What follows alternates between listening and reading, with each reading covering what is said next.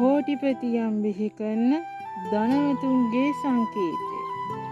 ඔයාගේ හස්ත රේඛා විෂය සම්බන්ධව උනන්දුවක් දක්වන ඔයාලට හමු වෙන්න ඕන වැදගත්ම වීඩියෝ එක තමයි අද ඔයාලට හම්බ වෙලා තියෙන්නේ.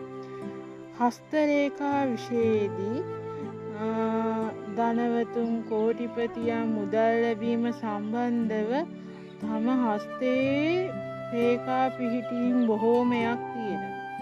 ඒ අතරින් එක් සුවිශේෂී සලකුණක් ගැන තමයි මං අද ඔයාලට පැහැදිලි කරන්න හිතාගෙන ඉන්නේ. ඔයාලගේ හස්තය එනම් ගැහැණු කෙනෙක්ගේ නම් වම් අතද පිරිමි කෙනෙක්ගේ නම් දකුණු අතද තමයි හස්ත පරීක්ෂාවකදී හස්ත රේඛා විෂයට බලද්දී අපි පාවිච්චි කරන්නේ.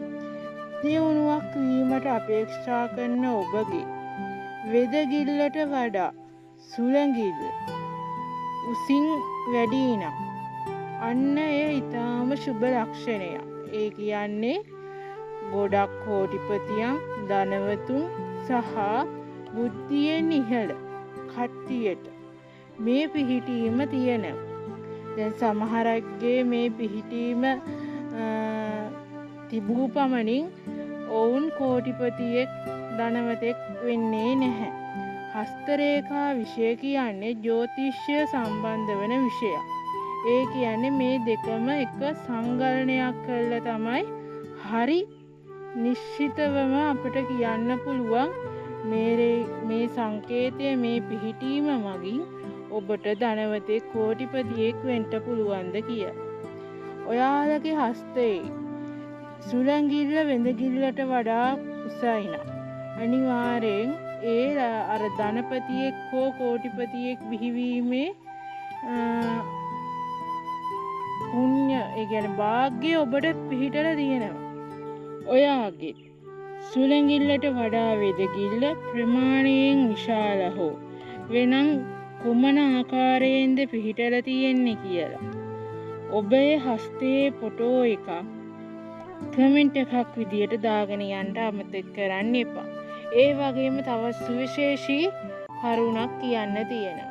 හස්ත රේඛා ශාස්ත්‍රය පරම්පරාවෙන් අපේ මුතුන් මිත්තන්ගෙන් පැවතා ශාස්ත්‍රයක්. මෙය තමන්ගේ නැන පමණින් වටහා ගත යුතුයි. ඇඳ උඩ ඉඳලා මේ මගේ අතේ මේ සංකේතය තියෙනවා මට ධනවතෙක් වෙන්න පුළුවන් එහෙම බෑ.